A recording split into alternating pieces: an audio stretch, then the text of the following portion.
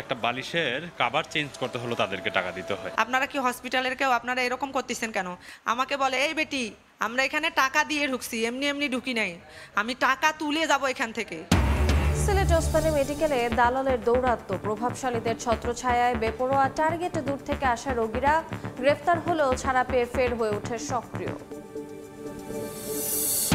বৃষ্টি ও ভারী যানবাহনের চাপে খানাখন্দ, দীর্ঘদিন সংস্কার না হওয়ায় সিলেট ঢাকা মহাসড়কের বেহাল দশা, 6 লেন প্রকল্প শেষ হলে দুর্ভোগ কাটার আশা। কেউ দিয়েছেন ভাড়া, কেউ করেছেন বিক্রি। শেরপুরে আশ্রয়ণ প্রকল্পের অধিকাংশ ঘরে থাকেন বহিরাগতরা, বেড়েছে নানা অপকর্ম, ব্যবস্থা নেওয়ার আশ্বাস প্রশাসনের। এবং হবিগঞ্জ সদর হাসপাতালে বাড়ছে ঠান্ডা, কাশি ও জ্বরে আক্রান্ত রোগী। করোনার সংক্রমণ কিনা শনাক্তে নেই ব্যবস্থা, এখনও চালু হয়নি পিসিআর ল্যাব।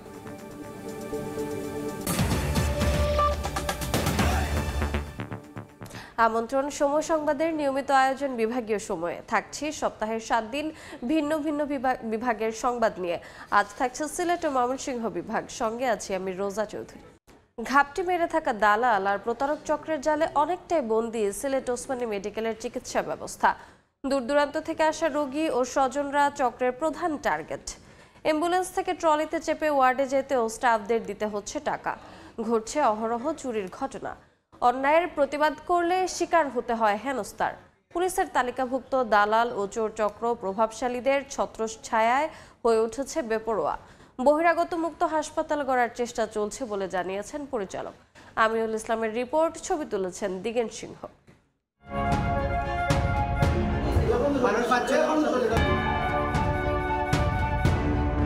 সিলেটের ওসমানী মেডিকেল কলেজ হাসপাতাল নিম্ন আয়ের মানুষের চিকিৎসার অন্যতম ভরসাস্থল। তবে হাসপাতালে ঢুকলেই দালাল ও প্রতারকদের খপ্পরে পড়া রয়েছে বিস্তর অভিযোগ। ক্যামেরায় ধরাও পড়েছে হাসপাতালের ভেতরে তাদের উপস্থিতি। প্রতিনিয়ত ঘোরাঘুরি করা এসব ব্যক্তি কেউ রোগীর স্বজন নয় চিকিৎসা সেবার সঙ্গে যুক্ত। রোগীর ব্যবস্থাপত্র সংগ্রহ করে ঔষধ কিনে দেওয়ার নাম করে সর্বস্ব লুটে নেয়াই তাদের কাজ, যাদের প্রতারণার শিকার হয়েছেন অনেকেই। সিকিউরিটি গেটম্যানদেরকে টাকা দিতে হয়, একটা বালিশের কভার চেঞ্জ করতে হলো তাদেরকে টাকা দিতে হয়। ডাক্তার লিখে দিছে অক্সিজেনের জিনিসগুলা, ওগুলো আমি আনছিলাম, ওনারা এগুলা লাগায় নাই। এই চক্রের কাছে অসহায় হাসপাতালের কর্মকর্তা কর্মচারীরাও। প্রতিবাদ করলেই হতে হয় হামলা শিকার। এ ঘটনায় মামলা করে উল্টো মিলছে হুমকি। এইমাত্র আমি জামিন নিয়ে পত্রিকা আইছি, ঠিক আছে? আচ্ছা দেখে কত মামলা দিতে পারেন। ওনারা হাসপাতালের কেউ না। আমি যখন ওদেরকে জিজ্ঞাসা করছি, বলছি আপনারা কি হসপিটালের কেউ আপনারা এরকম করতেছেন কেন? আমাকে বলে এই বেটি আমরা এখানে টাকা দিয়ে ঢুকছি, এমনি এমনি ঢুকি নাই, আমি টাকা তুলে যাব এখান থেকে। আরেকটি চক্র রোগীকে বাধ্য করছে নির্দিষ্ট ফার্মেসি থেকে ওষুধ কিনতে। ওষুধ লিখে দিয়েছে সেবা ফার্মেসি থেকে ওষুধটা আনার জন্য। পুলিশ সার্ভারের তথ্য ও সময় সংবাদের অনুসন্ধান বলছে, দালাল চক্রের পেছনে রয়েছে হাসপাতালের নিরাপত্তায় নিয়োজিতদের যোগসাজশের পাশাপাশি প্রভাবশালীদের ছত্রছায়া। থানায় একাধিক অভিযোগে সিন্ডিকেট সদস্যরা বারবার গ্রেফতার হলেও ছাড়া পেয়ে আবারও সক্রিয় হয়ে ওঠে এই কাজে। মুনতাসির নামে একজন আছেন, যার নেতৃত্বে এই পুরা মেডিকেলটা নিয়ন্ত্রণ হচ্ছে। আনসার ক্যাম্পের যে ক্যাম্প কমান্ডার আছে, উনি এখানে প্রত্যেকটা রোগীপতি হিসাবে প্রতি সপ্তাহে 1000 টাকা করে পান। ঢাকায় জাহিদকে চেনেন? না, এরকম কাউকে তো আমি চিনি না। ঢাকায় জাহিদ না, আমার কিন্তু এই হাসপাতাল থেকে প্রায় 5 বারের বেশি গ্রেফতার হয়েছে। এখানে যাদের দেখাচ্ছেন আমি আসলে তাদের কোনো শনাক্ত করতে পারতেছি না। স্বজনদের অভিযোগ, রোগীকে এক স্থান থেকে অন্য স্থানে নিতে ট্রলি ব্যবহার করলে হাসপাতালের কতিপয় স্টাফদের দিতে হয় টাকা, যদিও তা অস্বীকার করেছেন কর্মচারীরা। 200 টাকা নিতে খুশি মনে 10-20 টাকা চা খাওয়ার জন্য দিলে আলাদা কথা, সেটা জুলুম করে 200 টাকা না না না না। এদিকে দালাল ঠেকাতে চালু করা হয়েছে পাস কার্ড ব্যবস্থা, বসানো হয়েছে সিসিটিভিও, কিন্তু প্রযুক্তির উপস্থিতিতেও কমছে না চক্রের দৌরাত্ম্য। অ্যাটেন্ডেন্স কন্ট্রোল একটা সিস্টেম, এবং এই মেথডের কারণে এই দালাল চক্র কিন্তু এই ঢুকতে পারে না। এদের দৌরত্ব কিন্তু গত 2 মাসে কমে গেছে। কর্তৃপক্ষের তথ্য মতে 900 শয্যার এই হাসপাতালটিতে প্রতিদিন 3000-এর বেশি রোগী সেবা নিতে আসেন। বহিরাগত দালালদের উৎপাত বন্ধ করতে পারলে সেবা খাতে আরও এক ধাপ এগিয়ে যেতে পারে ওসমানী মেডিকেল কলেজ হাসপাতাল। তবে এক্ষেত্রে হাসপাতাল প্রশাসনেরও সদিচ্ছা থাকতে হবে বলে মনে করেন সুধীজনরা। আমিনুল ইসলাম, সময় সংবাদ, সিলেট। সিলেট ঢাকা মহাসড়ক দীর্ঘদিন ধরে সংস্কার না হওয়ায় বৃষ্টি ও অতিরিক্ত যানবাহনের চাপে বিভিন্ন অংশে বড় বড় খানাখন্দ সৃষ্টি হয়েছে, যেগুলো ইট দিয়ে অস্থায়ী মেরামত করা হচ্ছে। এতে যাত্রীদের দুর্ভোগ চরমে পৌঁছেছে, প্রায়ই ঘটছে দুর্ঘটনা। নির্দিষ্ট সময়ে গন্তব্যে পৌঁছাতে পারছে না যাত্রী ও পণ্য। তবে ঢাকা সিলেট তামাবিল 6 লেন প্রকল্পের কাজ শেষ হওয়া পর্যন্ত অপেক্ষার কথা বলল সড়ক বিভাগ। নওশাদ আহমদ চৌধুরীর তোলা ছবিতে ইকরামুল কবিরের রিপোর্ট। সড়ক পথের এই হাল সিলেট ঢাকা মহাসড়কের। দেশের দ্বিতীয় আন্তর্জাতিক করিডোর, বৈদেশিক ও অভ্যন্তরীণ বাণিজ্য এবং পর্যটন শিল্পের জন্য এই মহাসড়কটি গুরুত্বপূর্ণ, কিন্তু বর্তমানে এটি চলাচলের অনুপযোগী হয়ে পড়েছে। সিলেট থেকে ঢাকার পথে 6 থেকে 7 ঘন্টার যাত্রা এখন 10 থেকে 12 ঘন্টা লেগে যায়। এতে পচনশীল পণ্য ও বিদেশগামী যাত্রী পরিবহনে ঝুঁকির মধ্যে পড়েন যান চালকেরা। আমাদের বেশিরভাগই আপনার এয়ারপোর্টে যাত্রী নিয়ে যাইতে হয়, তাদের অনেকের ফ্লাইট মিস্টেক হয় এই রাস্তার কারণে। আগে বরিশাল দিয়ে সকালে 6টার ভিতরে সিলেট পৌঁছতাম, এখন 11টা বাজে এই যে। সিলেট ঢাকা মহাসড়কের বিভিন্ন খানাখন্দ ঢেকে দেওয়ার জন্য ইট ব্যবহার করা হচ্ছে। সেই ইটগুলো আবার কিছুদিন পর উঠে যাচ্ছে। এর ফলে এই সড়ক ব্যবহারকারীদের ভোগান্তি কমছেই না। সড়ক ও জনপথ বিভাগ বলছে 30,000 কোটি টাকায় ঢাকা সিলেট তামাবিল মহাসড়ক 6 লেনে উন্নতির কাজ চলছে। কাজ শেষ হতে অন্তত 2 বছর সময় লেগে যাবে। এটার আউটপুট পেতে একটু সময় লাগবে, এটা আমাদের সবাইকে মেনে নিতে হবে যে এই প্রকল্পটা শেষ হওয়ার পরে যে এই পর্যন্ত সবাইকে একটু ধৈর্য ধারণ করতে হবে। তবে সামগ্রিক উন্নয়নের জন্য সড়ক অবকাঠামো দ্রুত সংস্কার করা প্রয়োজন মনে করেন বিশিষ্টজনেরা। রাষ্ট্রের উচিত খুব দ্রুততার সাথে একেবারে অত্যন্ত গুরুত্ব দিয়ে এই কাজটা দ্রুত সম্পন্ন করা। সড়কের বেহাল দশায় গত 5 বছরে সিলেট ঢাকা মহাসড়কে 358টি দুর্ঘটনায় প্রায় 400 জন প্রাণ হারিয়েছেন। ইকরামুল কবির, সময় সংবাদ, সিলেট। সিলেট ঢাকা মহাসড়কের বেহাল দশা নিয়ে আরও আলোচনার জন্য সিলেটের সড়ক ভবন থেকে সরাসরি যুক্ত হচ্ছেন সহকর্মী ইকরামুল কবির। তার সঙ্গে আছেন সড়ক ও জনপথ বিভাগের নির্বাহী প্রকৌশলী আমির হোসেন। সরাসরি যাচ্ছি তার কাছে। ইকরাম, ধন্যবাদ।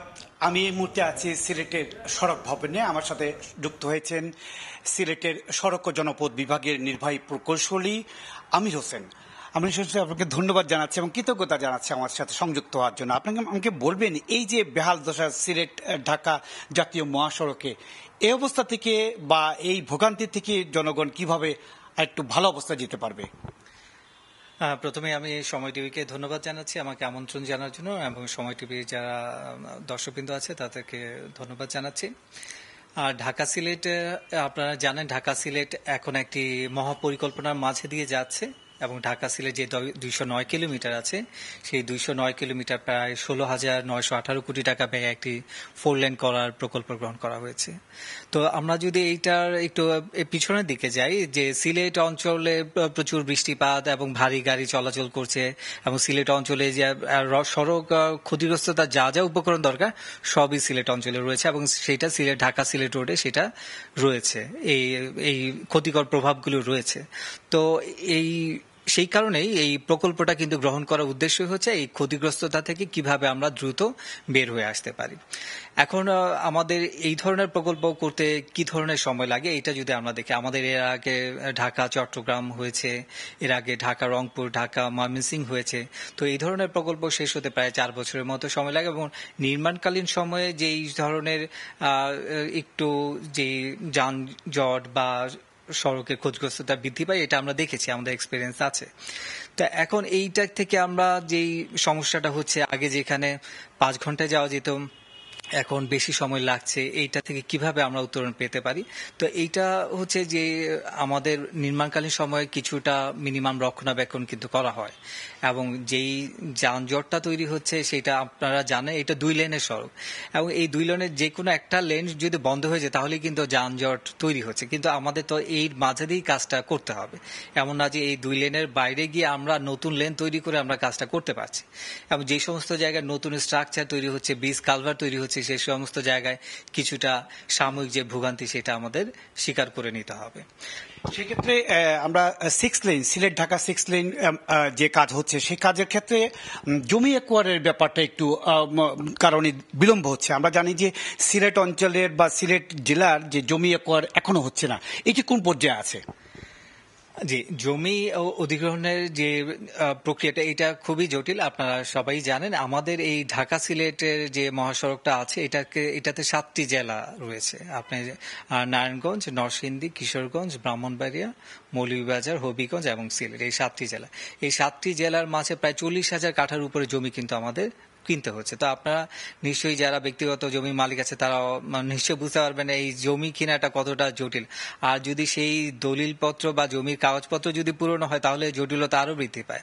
তো সিলেট অঞ্চলে দেখা গেছে যে এসে যে রেকর্ড ছিল, এই এসএ রেকর্ডের পরবর্তীতে বিএস রেকর্ডটা এটা রিসেন্টলি হয়েছে এবং সেই কারণে সিলেট অঞ্চলের জমির রেকর্ডে কিছু জটিলতা রয়েছে। তারপর আমরা খুব আশাবাদী যে এই বছরের ডিসেম্বর নাগাদ আমাদের 5টি জেলার ভূমি অধিগ্রহণ কার্যক্রম সম্পন্ন হবে এবং সিলেট এবং হবিগঞ্জ জেলার 80% ভূমি আমাদের অধিগ্রহণ সম্পন্ন হবে এবং এই যে বাকি যে 20% বাকি থাকবে সেটিও আমরা আশা করছি আগামী জুন মাসের মাঝে আমাদের সম্পন্ন হয়ে যাবে। সেক্ষেত্রে সিলেট থেকে যে একবার তামাবিল হয়ে জাফলং পর্যন্ত যে জাতীয় মহাসড়কটি চলে গেছে, এই মহাসড়কের কিন্তু খুব একটা ভালো অবস্থা নাই। পর্যটক যারা আছে তারা পর্যটকরা বিভিন্ন সময় আমাদের কাছে কমপ্লেন করে এই সড়কের কারণে সিলেটে আসতে তারা চাচ্ছেন না। এই অবস্থা থেকে পর্যটকদের জন্য একটু উত্তরণ করার কোনো পরিকল্পনা আছে কিনা? আমাদের এই যে 16,000 কোটি টাকা প্লাস সিলেট তামাবিলে কিন্তু এটা আলাদা একটি প্রকল্প, এখানেও প্রায় 3,600 কোটি টাকায় এই যে ইনভেস্টমেন্টটা করার উদ্দেশ্যটাই হচ্ছে এই পর্যটক বান্ধব একটা সড়ক নির্মাণ করা। তো যেহেতু সিলেটের এই সড়কটা ক্ষতিগ্রস্ততার পরিমাণ বৃদ্ধি পেয়েছে সেই কারণে এই প্রকল্পটা কিন্তু গ্রহণ করা হয়েছে।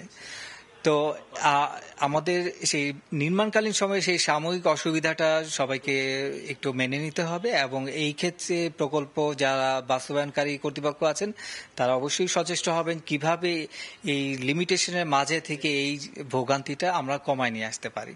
তো আমরা আশা করছি যে প্রকল্পটা শেষ হলে যেই একটা যুগান্তকারী সড়ক হবে এবং পর্যটক সংখ্যা ইতিমধ্যে বৃদ্ধি পেয়েছে এবং এইটা আরো অনেকাংশে বৃদ্ধি পাবে বলে আমরা আশা করছি।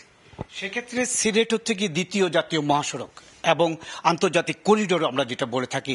তামাবিল ওদিক দিয়ে হচ্ছে কি সুতারকান্দির 2টি বড় স্থলবন্দর দিয়ে বাংলাদেশে বিভিন্ন পণ্য পরিবহন হচ্ছে বা পাথর পরিবহন হচ্ছে। সেক্ষেত্রে সড়কের বেহাল দশা, সেইটি মাথায় রেখে কি এখন এই যে 6 লেনকে আপনারা যে উন্নয়ন করছেন বা 6 লেনের যে অবকাঠামো উন্নয়ন করছে সেটা মাথায় রাখা হচ্ছে কিনা?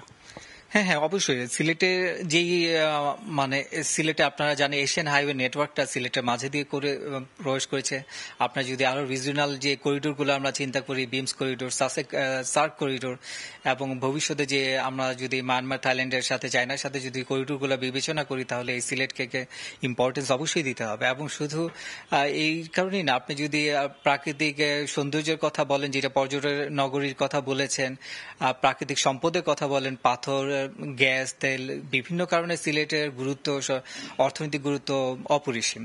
তো এই গুরুত্ব বিবেচনায় কিন্তু এই প্রকল্পগুলো গ্রহণ করা হয়েছে। শুধু এই 2টা প্রকল্প না, এর সাথে সিলেট সুতাকান্দি প্রকল্প যেটা 4,000 কোটি টাকার উপরে প্রকল্প গ্রহণ করা হয়েছে এবং আপনারা জানেন ভোলাগঞ্জে বা পাথরবাহী গাড়িগুলোর জন্য একটা বাইপাস সড়ক প্রকল্প গ্রহণ করা হয়েছে, সেটাও প্রায় 770 কোটি টাকার প্রকল্প। সিলেট জেলার কেন্দ্রিক যেই প্রকল্পগুলো আছে সেটার পরিমাণ কিন্তু অনেক, কিন্তু আমরা এই সময় একটা নির্মাণকালীন সময়ের মধ্যে দিয়ে যাচ্ছি বলে আমরা মনে হচ্ছে ভোগান্তিটা আমরা দেখছি, কিন্তু আলটিমেট গোলটা কিন্তু আমাদের এই ভোগান্তিগুলো থেকে বের হয়ে আসে। সেই কারণে সেই ইনভেস্টমেন্ট প্ল্যানগুলো তৈরি করা হয়েছে এবং যেই প্রকল্পগুলো আছে সামগ্রিকভাবে সেই প্রকল্পগুলো যদি বাস্তবায়ন করা সম্ভব হয়, সিলেটের আগামী 20 বছরের যে আমাদের নেটওয়ার্ক প্ল্যানিং, সেই নেটওয়ার্ক প্ল্যানিং এর আওতায় এই সমস্ত পর্যটন, অর্থনৈতিক গুরুত্ব, যে প্রাকৃতিক পর্যটন গুরুত্ব, এই সমস্ত গুরুত্বগুলো অবশ্যই এগুলি সমাধান হয়ে আসবে।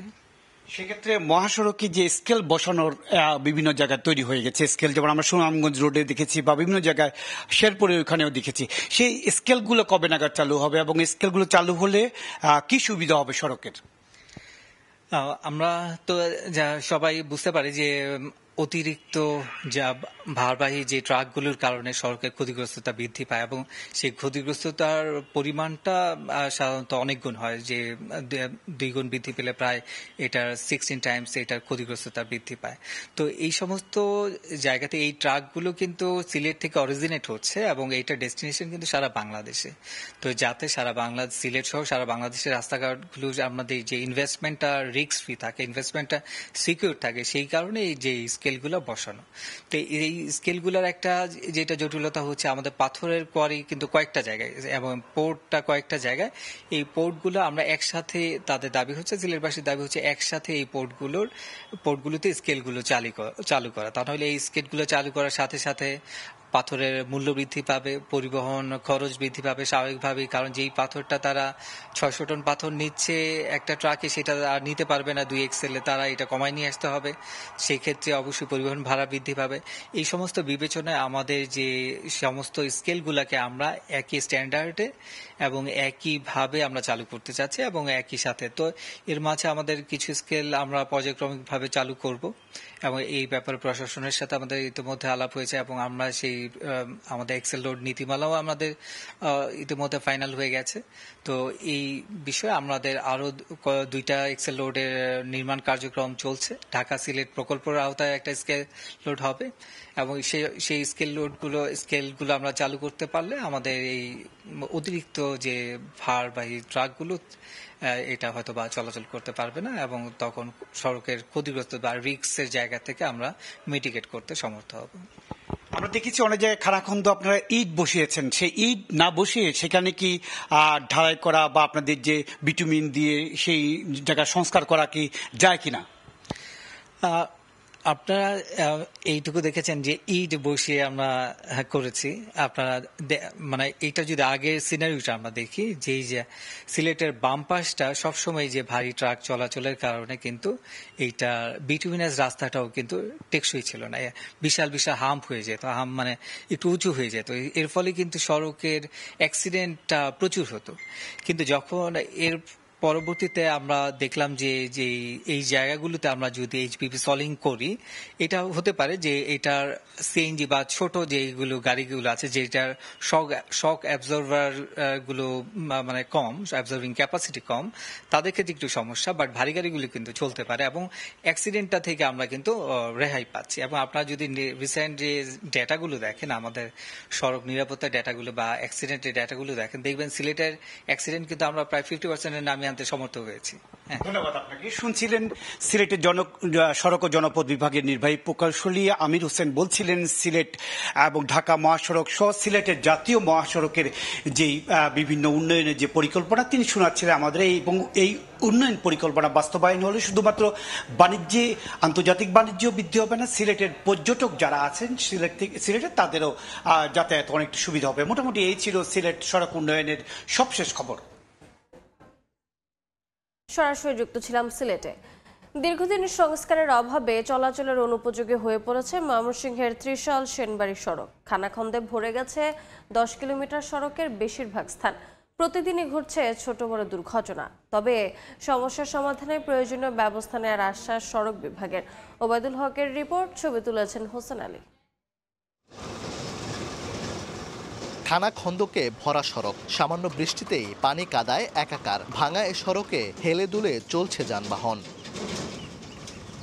দীর্ঘদিন সংস্কার না করায় এমন বেহাল দশা ময়মনসিংহের ত্রিশাল থেকে সেনবাড়ি পর্যন্ত 10.5 কিলোমিটার সড়কের। সড়কটিতে দিন দিন খানাখন্দ বড় আকার ধারণ করছে। অল্প বৃষ্টিতে সড়কে জলাবদ্ধতা তৈরি হয়ে পরিণত হচ্ছে মরণ ফাঁদে। প্রায়ই ঘটছে দুর্ঘটনা, নষ্ট হচ্ছে যানবাহনের যন্ত্রাংশও। বৃষ্টি হইলে গাড়ি লইয়া চলাচলের জানা, এটা গাড়ি কোনো পানি জমেছে এটা বোঝা যায় না, গাড়ি ফুলটি খা। এই রাস্তা চলাফেরা খুব অসম্ভব। দেখা গেছে গাড়িওয়ালারা 200 টাকা যদি ভাড়া মারে, তাহলে 300 টাকা লাগে ঠিক করলেই। এই সড়ক দিয়েই চলাচল করে উপজেলার 3টি ইউনিয়নের 40টি গ্রামের প্রায় লাখো মানুষ। কৃষি পণ্য, রোগীবাহী যানবাহন, এমনকি শিক্ষার্থীদের যাতায়াতেও পোহাতে হচ্ছে চরম দুর্ভোগ। মানুষ যাতায়াত করতে না, একটা রুগী লিয়ে চলাফেরা করতে পারে না। যে কোনো যাবেন গাড়ি ঘুরিয়ে অ্যাক্সিডেন্ট করে খালি জায়গা কোনো খবর নাই। ভারী বৃষ্টি হইলে আডু পানি জমে থাকে রাস্তা, এখন স্কুলের পোলাওয়ানো যাইতে পারতেছে না। সড়ক বিভাগ জানায় সড়ক প্রশস্ত ও যথাযথ মানে উন্নীত করতে শিগগিরই উন্নয়ন প্রকল্প প্রস্তাবনা অনুমোদনের জন্য পাঠানো হবে। উন্নয়ন প্রকল্পের মাধ্যমে প্রশস্তকরণ এবং যথাযথ মানে উন্নীতকরণের লক্ষ্যে একটি ডিপিপি আমরা প্রস্তুত করার জন্য আমরা কাজ করে যাচ্ছি। ব্রহ্মপুত্র নদে সেতুসহ ত্রিশাল থেকে ঈশ্বরগঞ্জ পর্যন্ত 20.15 কিলোমিটার সংযোগ সড়ক নির্মাণের লক্ষ্যে সড়কটি 2019 সালে স্থানীয় সরকার প্রকৌশল অধিদপ্তর এলজিডি থেকে স্থানান্তর করা হয় সড়ক ও জনপথ বিভাগে। ওবায়দুল হক, সময় সংবাদ, ময়মনসিংহ। শেরপুরের আশ্রয়ণ প্রকল্পের অধিকাংশ ঘরে থাকছেন না ভূমিহীনরা, কেউ ভাড়া দিয়ে কেউ বিক্রি করেছেন এলাকার সচ্ছল ব্যক্তিদের কাছে। বহিরাগতদের চলাচল করায় আশ্রয়ণ গুচ্ছগ্রামগুলোতে বেড়েছে মাদক ব্যবসা সহ নানা অনৈতিক কর্মকাণ্ড। দ্রুত প্রয়োজনীয় ব্যবস্থা নেওয়ার আশ্বাস উপজেলা প্রশাসনের। শহীদুল ইসলাম হীরার তথ্য, বাবু চক্রবর্তীর ছবিতে রিপোর্ট। সারা দেশের মতো শেরপুরেও অসহায় ভূমিহীনদের থাকার জন্য জমিসহ ঘর দেয়া হয় সরকার থেকে। নির্মাণ এবং বরাদ্দ নিয়ে সংশ্লিষ্টদের বিরুদ্ধে দুর্নীতি ও অনিয়মের নানা অভিযোগ থাকলেও শেষ পর্যন্ত ভূমিহীনরা বুঝে পান জমিসহ সরকারি ঘর।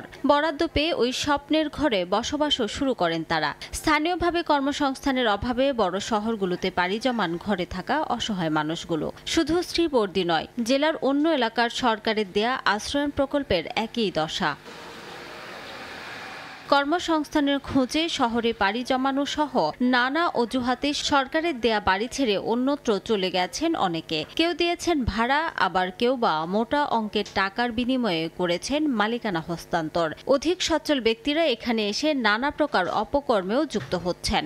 আসলে গরম মধ্যে কেউ থাকে কেউ থাকে না, আর জাগেরা আছে ওরাই মোটামুটি গড়পা। কিছু কিছু মানুষ আলাদাভাবে মনে করেন বিক্রি করে দিছে, এলে কেউ ভাড়াও দিছে, কেউ নারকি থুইতাছে, গরু থুইতাছে। কিছুদিনের জন্য আমার থাকবার দিচ্ছে এই জায়গায়, আমি রয়েছি। আর আইলে পরে আমি আবার জামুগা দুবার ব্যবসা করে অনেক লোকজন আসে এটার জন্য আমরা স্যার টেন অফিসে জানাইছি। সব বিষয়ে খোঁজ খবর নিয়ে প্রয়োজনীয় ব্যবস্থা নেওয়ার আশ্বাস উপজেলার নির্বাহী কর্মকর্তার। একজনের নামে বরাদ্দকৃত ঘরে অন্যজন আছে, এই ধরনের কোনো তথ্য যদি আসে সেক্ষেত্রে অবশ্যই এসিলেন্টের মাধ্যমে আমরা যথাযথ প্রক্রিয়ায় নোটিশ করে এটার একটা ব্যবস্থা গ্রহণ করা যেতে পারে। জেলায় 3 দফায় মোট 1646টি পরিবারের মাঝে বরাদ্দ দেওয়া হয় আশ্রয়ণ প্রকল্পে 2 শতক জমিসহ পাকা বাড়ির মালিকানা। সময় সংবাদ, শেরপুর। দেশে বাড়ছে করোনা সংক্রমণ। হবিগঞ্জ সদর হাসপাতালে প্রতিদিন ঠান্ডা, কাশি ও জ্বর নিয়ে আসছেন রোগীরা। তবে করোনার সংক্রমণ হচ্ছে কিনা তা শনাক্তের পরীক্ষা হচ্ছে না। 3 বছর আগে পিসিআর ল্যাব স্থাপনের কাজ শুরু হলেও এখনো হয়নি চালু। এতে গচ্ছা গেছে সরকারের কোটি কোটি টাকা। এতে জেলায় বাড়ছে করোনার ঝুঁকি। রাশেদ আহমদ খানের তথ্য ও ছবি নিয়ে রিপোর্ট। 2022 সালে হবিগঞ্জ সদর হাসপাতালে করোনা পরীক্ষার জন্য একটি পূর্ণাঙ্গ পিসিআর ল্যাব স্থাপনের সিদ্ধান্ত নেয় স্বাস্থ্য বিভাগ। এক পর্যায়ে অবকাঠামো প্রস্তুত করে রুম বরাদ্দ হয়, বিদ্যুৎ ইন্টারনেট লাইনও বসানো হয়। কিন্তু 3 বছর পেরিয়ে গেলেও ল্যাব মেশিন না আসায় চালু হয়নি পরীক্ষা, বন্ধ পিসিআর ল্যাব। দেশে বাড়ছে করোনা সংক্রমণের সংখ্যা। হবিগঞ্জ সদর হাসপাতালে প্রতিদিন ঠান্ডা, কাশি ও জ্বর নিয়ে আসছেন রোগীরা। পরীক্ষার ব্যবস্থা না থাকায় সংক্রমণের হার নির্ধারণ করা সম্ভব হচ্ছে না, ফলে ঝুঁকিতে রয়েছে পুরো জেলা। দ্রুত পিসিআর ল্যাবটি চালুর দাবি স্থানীয়দের। জ্বর, সর্দি, কাশি আছে, সবাই মেডিকেল আসে, আইসা ঘুরে যায়, কিন্তু এই করোনা পরীক্ষা নিরীক্ষার জন্য যে ল্যাবটা বানানো হয়েছিল এটা কেন বন্ধ আছে এখন পর্যন্ত আমরা জানতে পারি নাই। যে একটা পরীক্ষা আছে, এই পরীক্ষা হয় নাই, ঘরে ঘরে মানুষের জ্বর আক্রান্ত হইতেছে। এটা যদি চালু হতো তাহলে আমাদের 25 লাখ মানুষের জন্য সুযোগ সুবিধা হইতো। ল্যাবটি চালু এখন দুরূহ হয়ে পড়েছে। র্যাপিড অ্যান্টিজেন কিটের চাহিদা পাঠানো হয়েছে বলে জানিয়েছেন হাসপাতাল কর্তৃপক্ষ। কোভিডের জন্য পরীক্ষার জন্য চাহিদাপত্র পাঠিয়েছি আমাদের অধিদপ্তর বরাবর। যদি আমরা পাই তখন এটা সাধারণভাবে সব মানুষের জন্য বা জ্বরের সব রোগীর জন্য আমরা করতে পারবো। হবিগঞ্জে 25 লাখ মানুষের মধ্যে করোনা উপসর্গ নিয়ে প্রতিদিন সদর হাসপাতালে চিকিৎসা নিতে আসছেন 20 থেকে 30 জন রোগী। সম্প্রতি সিলেটে করোনা আক্রান্ত হয়ে মারা গেছেন 2 জন। সময় সংবাদ, হবিগঞ্জ। বিভাগীয় সময় আরো থাকছে। পানি সংকটে 2 যুগ ধরে বন্ধ নেত্রকোনার মৎস্য বীজ উৎপাদন খামার। ক্ষতির মুখে চাষিরা, নষ্ট হচ্ছে যন্ত্রপাতি। দ্রুত চালুর উদ্যোগ নেওয়ার আশ্বাস। নেত্রকোনায় ঝুলন্ত অবস্থায় এক দম্পতির লাশ উদ্ধার করা হয়েছে। সকালে দুর্গাপুরের কুড়ালিয়া গ্রামে সোহাগ ঝুমা দম্পতির মেয়ে কান্না শুনে ঘরে ঢোকেন শ্বশুর। এ সময় ওড়না পেঁচানো ও দড়ি দিয়ে স্বামী স্ত্রীর লাশ দেখতে পান তিনি। খবর পেয়ে পুলিশ গিয়ে লাশ উদ্ধার করে। হত্যা না আত্মহত্যা কারণ জানতে তদন্ত চলছে বলে জানিয়েছে পুলিশ। 3 বছর আগে চকলেঙ্গুড়া গ্রামের সোহাগের সঙ্গে বিয়ে হয় ঝুমার। বিয়ের পর শ্বশুর বাড়িতে থাকতেন পেশায় রাজমিস্ত্রি সোহাগ। টানা বর্ষণে হবিগঞ্জের বিভিন্ন এলাকায় দেখা দিয়েছে জলাবদ্ধতা। এতে ভোগান্তিতে পড়েন স্কুল কলেজের শিক্ষার্থী ও কর্মজীবী মানুষ। শনিবার রাত থেকে জেলার বিভিন্ন স্থানে গুঁড়ি গুঁড়ি বৃষ্টি হয়। আজ ভোর 6টা থেকে শুরু হয় মুষলধারে বৃষ্টি, যা চলে টানা কয়েক ঘন্টা। এতে শহরের পানি উন্নয়ন বোর্ড সড়ক, Shaistanagar, Inatabad, circuit house road সহ প্রধান সড়কগুলো পানিতে নিমজ্জিত হয়ে পড়ে। পরে দুপুরে বৃষ্টি কমে গেলে পানি নামতে শুরু করে। পানি সংকটে 2 যুগ ধরে বন্ধ নেত্রকোনার দুর্গাপুরের একমাত্র সরকারি মৎস্য বীজ উৎপাদন খামারটি। এতে ক্ষতিগ্রস্ত হচ্ছেন স্থানীয় মৎস্য চাষিরা। পাশাপাশি দীর্ঘদিন ধরে অচল থেকে নষ্ট হচ্ছে সরকারি অর্থে কেনা যন্ত্রপাতি। অবশ্য জেলা মৎস্য কর্মকর্তা বলছেন, খামারটি চালু করতে প্রয়োজনীয় ব্যবস্থা নেওয়া হবে। আলপনা বেগমের তথ্য ও আবু সুফিয়ানের তোলা ছবিতে রিপোর্ট। পরিত্যক্ত ভবনটি নেত্রকোনার দুর্গাপুরের একমাত্র সরকারি মৎস্যবীজ উৎপাদন খামার। কালের বিবর্তনে নানা সমস্যায় জর্জরিত হয়ে এখন বেহাল অবস্থা। বন্ধ হয়ে গেছে উৎপাদন কার্যক্রম। 1960 সালে দুর্গাপুরের প্রায় 6 একর জায়গায় গড়ে তোলা হয় মৎস্যবীজ উৎপাদন কেন্দ্রটি। 1980 সাল থেকে 5টি হ্যাচারিতে বিভিন্ন মাছের রেণু উৎপাদন শুরু হয়, কিন্তু হ্যাচারিতে পানি সংকট দেখা দিলে 2000 সালে পুরোপুরিভাবে রেণু উৎপাদন বন্ধ হয়ে যায়। এতে ধীরে ধীরে নষ্ট হয়ে গেছে অবকাঠামো সহ যন্ত্রাংশ। আগাছা জন্মে ফাটল ধরেছে ভবনে। অন্য জেলা থেকে রেণু আনতে খরচ বাড়ায় লোকসানে মৎস্য চাষিরা। গরিপুর থেকে আমরা পোনা আনতে হয়, এখান থেকে পোনা আনলে আমরা অনেক পোনা দেখা যায় নষ্ট হয়ে যায়। এই বীজ উৎপাদন না হওয়ার কারণে আমাদের এলাকায় যে মৎস্য খামারিরা রয়েছে তারা এখান থেকে বীজ পাচ্ছে না। বীজ না পাওয়ার কারণে তারাও ক্ষতিগ্রস্ত হচ্ছে, পরিশ্রান্ত হচ্ছে, সময়ও তাদের ব্যয় হচ্ছে। পানির নিশ্চয়তার মাধ্যমে যদি হ্যাচারিটা আমরা পুনরুদ্ধার করতে পারি, তাহলে আমার মনে হয় যে এই সহায়তাটা সার্ভিস এইটাও আমরা জনগণকে দিতে হবে। এদিকে মৎস্য চাষীদের সুবিধার জন্য আবারও খামারটি চালু করতে প্রয়োজনীয় পদক্ষেপ নেওয়ার আশ্বাস জেলা মৎস্য কর্মকর্তার। অবকাঠামো মেরামতের জন্য আমরা ঊর্ধ্বতন কর্তৃপক্ষকে জানিয়েছি। একটা প্রকল্পের মাধ্যমে এখানে অবকাঠামো মেরামতের জন্য প্রয়োজনীয় আশ্বাস পাওয়া গিয়েছে। বর্তমানে জেলায় 2265 জন মৎস্য চাষী রয়েছেন, আর পুকুর ও জলাশয়ের সংখ্যা 4492টি। সময় সংবাদ, নেত্রকোনা। সুনামগঞ্জের ওয়েসখালী মৎস্য অবতরণ কেন্দ্রে কমে গেছে দেশি ও চাষের মাছের সরবরাহ। চলতি মাসের শুরু থেকে এ বাজারে মাছের আমদানি কমে যায়। সকালে মৎস্য অবতরণ কেন্দ্রে মাত্র 2টি পিকআপ ও 1টি মিনি ট্রাকে করে চাষের মাছ এনেছে খামারিরা।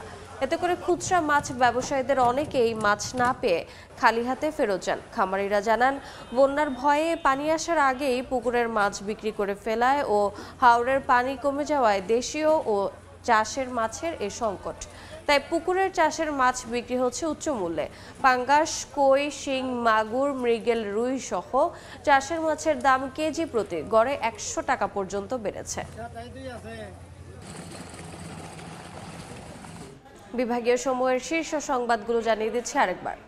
একটা বালিশের কভার চেঞ্জ করতে হলো তাদেরকে টাকা দিতে হয়। আপনারা কি হসপিটালের কেউ আপনারা এরকম করতেছেন কেন?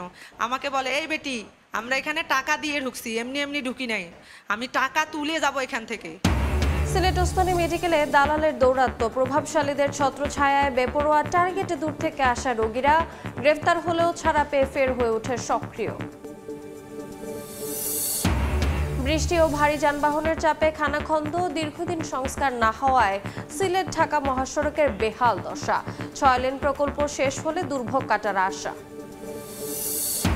এবং কেউ দিয়েছেন ভাড়া, কেউ করেছেন বিক্রি। শেরপুরে আশ্রয়ণ প্রকল্পের অধিকাংশ ঘরে থাকেন বহিরাগতরা। বেড়েছে নানা অপকর্ম, ব্যবস্থা নেওয়ার আশ্বাস প্রশাসনের।